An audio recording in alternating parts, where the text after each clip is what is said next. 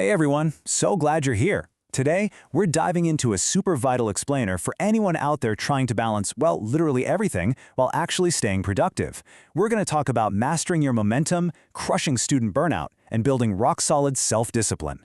Honestly, I absolutely love this topic because the strategies we're going to cover, they're completely in your control and they can totally transform your daily life. Let me ask you something right off the bat. Are you feeling just completely drained by your endless to-do list? Yeah? Does that hit a little too close to home? Look, if you're struggling with that constant overwhelm, that brutal midday brain fog, or maybe even noticing your grades slipping despite working so hard, you are definitely not alone. The real-world stakes of high school life are intense, and the pressure, it's very real. But hey, don't worry, we've got a really clear path forward today. Our roadmap covers 3 core pillars. 1, the power of no.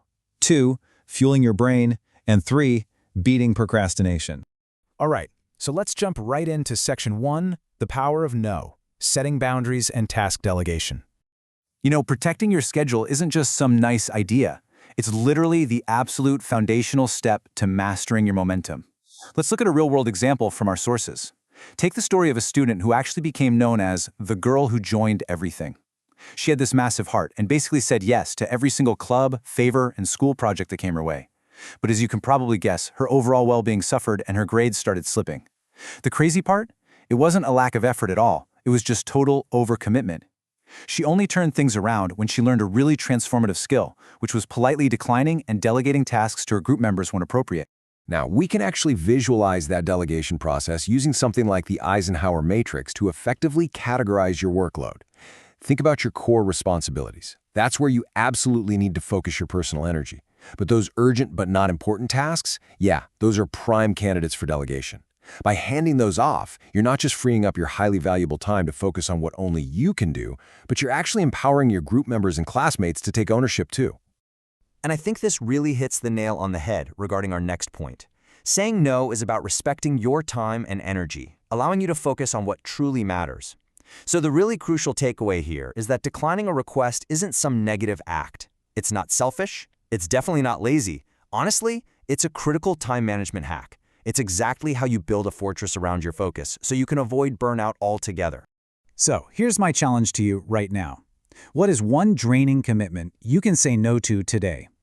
Seriously, take a second. Think of just one thing you've agreed to that is completely sapping your energy without adding any real value to your actual goals. Figure out a way to politely decline it or delegate it. Take back that piece of your time today. Okay, let's move on to our second pillar. Section 2, fueling your brain, nutrition, and physical health.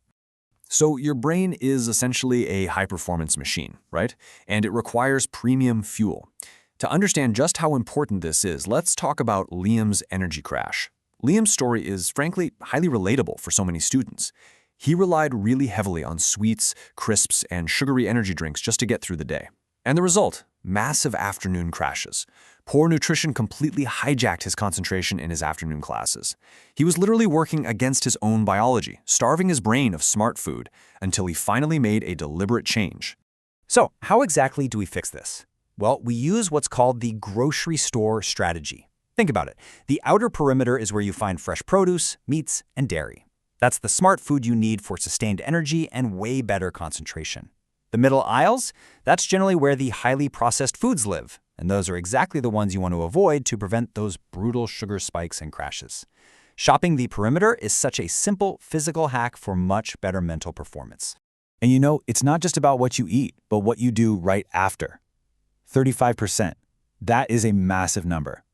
The data actually shows that taking just a quick 15-minute walk after a meal can reduce your blood glucose by up to 35%. That simple, really quick habit instantly upgrades your digestion and your mood. It levels out your energy so you can sit down and, actually focus on your work without feeling super sluggish. Which brings us to our second interactive challenge. How can you upgrade your nutrition and hydration today? Look, don't try to change everything all at once. Just pick one healthier eating or drinking habit to implement right now. Swap out that energy drink for some water, or maybe grab an apple instead of chips. Just prevent your own afternoon crash by making one smart choice today. You've got this. All right, let's see how this all builds into an ignition sequence for getting our actual work done. Section 3, beating procrastination, action and self-discipline. We all know procrastination is the ultimate enemy of momentum, but we have a secret weapon against it. It's called the 2-minute rule. The definition is incredibly simple, but honestly, life-changing. If a task can be done in less than 2 minutes, don't write it down, just do it. Answering a super quick email, putting away a textbook, printing out a worksheet. Doing these tiny tasks immediately clears out so much mental clutter and instantly gives you back a degree of control over your environment. But hey, what about the really big stuff, right? Those intimidating, huge projects. Our source material highlights a student who was completely paralyzed by a massive, intimidating writing task. So how did he bypass that initial resistance? He tackled it by just writing a single sentence, literally just one. Then he wrote the intro. Before he knew it, the overwhelming task became entirely manageable. He beat his brain's natural resistance simply by making the starting point incredibly, ridiculously small. Here are the exact steps so you can replicate that success on your very next assignment. Step 1, take a large, overwhelming task. Step 2, break it down into small, really manageable chunks. And Step 3, start the smallest piece to build momentum. It is a literal process of deconstruction. You don't sit down to write a 10-page paper, you sit down to write a thesis statement. That specific action tackles the initial resistance, and it's exactly how you trigger your momentum. Now, what if you still find yourself putting off that big project? Enter a really cool concept called productive procrastination. If you are absolutely avoiding a main task, choose a productive alternative instead.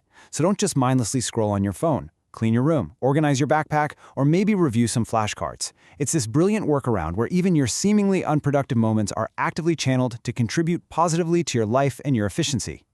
So here's my final challenge for you in this explainer. Next time you're procrastinating, and let's be real, we both know it's going to happen, what productive alternative will you choose? Take a quick moment to pre-plan your response right now. Having a go-to productive distraction right in your back pocket means you never actually lose momentum, even when you're taking a little detour.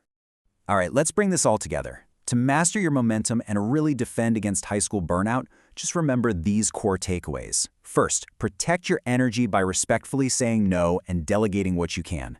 Second, fuel your focus with smart perimeter foods and those quick 15-minute post-meal walks. And finally, beat procrastination by applying the 2-minute rule and breaking massive tasks down into tiny, actionable steps. These 3 habits, they form a complete, impenetrable defense against burnout.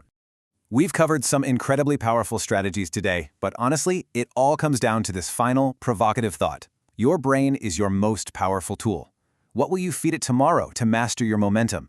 Will it be junk food and overcommitment? Or will it be boundaries, premium fuel, and immediate action? The power is totally in your hands. Take these strategies, get out there, and put them to work. Thanks so much for joining me on this explainer, and I absolutely cannot wait to guide you through our next topic.